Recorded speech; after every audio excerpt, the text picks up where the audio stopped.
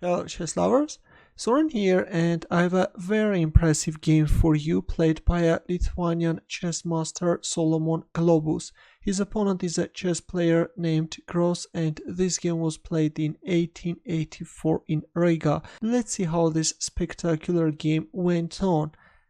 Globus started the game with e4 and e5 by Gross. Knight f3, knight c6, bishop c4, we see the Italian game, bishop c5 and b4. Solomon Globus goes for this hyper-aggressive Evans Gambit.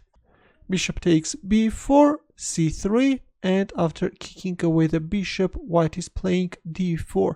By sacrificing a pawn, now white will try to organize a quick attack. White can play, for example, bishop a3, prevent black from castling king's side, bring the queen on b3 square and put pressure on f7 square, and then try to open up the center of the board and target black king. E takes d4 was played and white castles king's side, allowing black to capture on c3 as well, but black played d6. Actually, instead of playing d6, knight e7 or knight f6 can give black better chances, but in the game we see d6. C takes d4, white is now establishing a strong center, and h6, a strange move. Black is like acting against knight g5, but of course by playing h6 black is losing precious time. It was better to proceed with the development of pieces.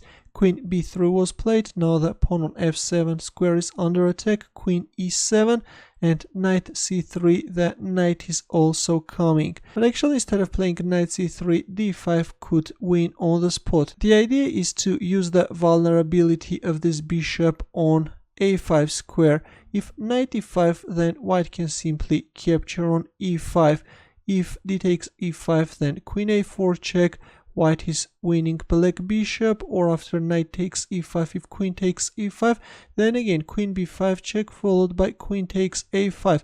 And if black wins this rook on a1 square, then white can actually easily trap black queen.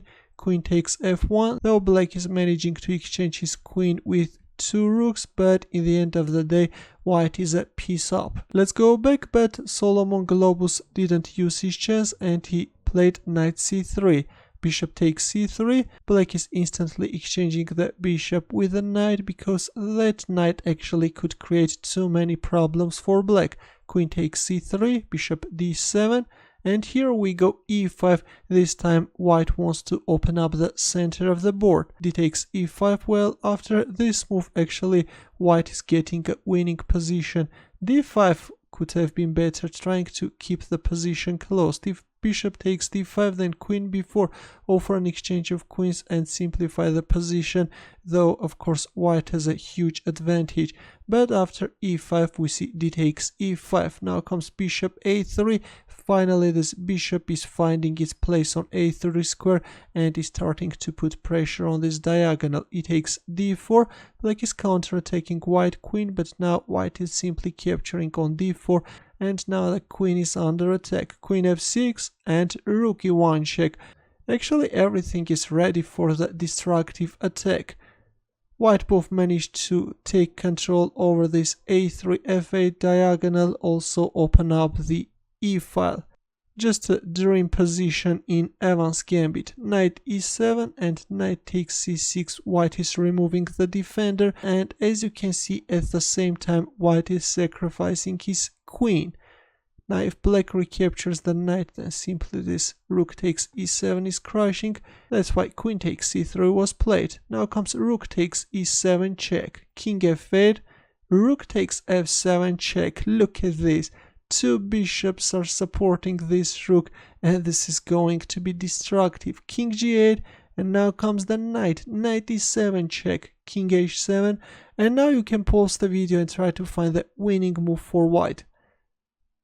Though white's position looks very impressive, but actually in this position there is only one move which is winning. Ready? In this position, Solomon Globus played bishop b2. This is a powerful deflective move. The idea is to deflect the queen and play bishop d3 check. For example, if queen takes b2, then bishop d3 check followed by bishop takes f5 checkmate.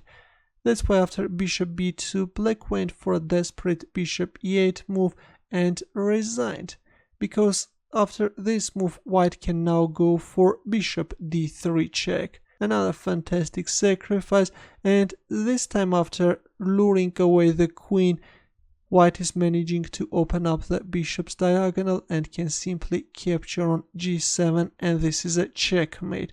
A very impressive checkmate, I think.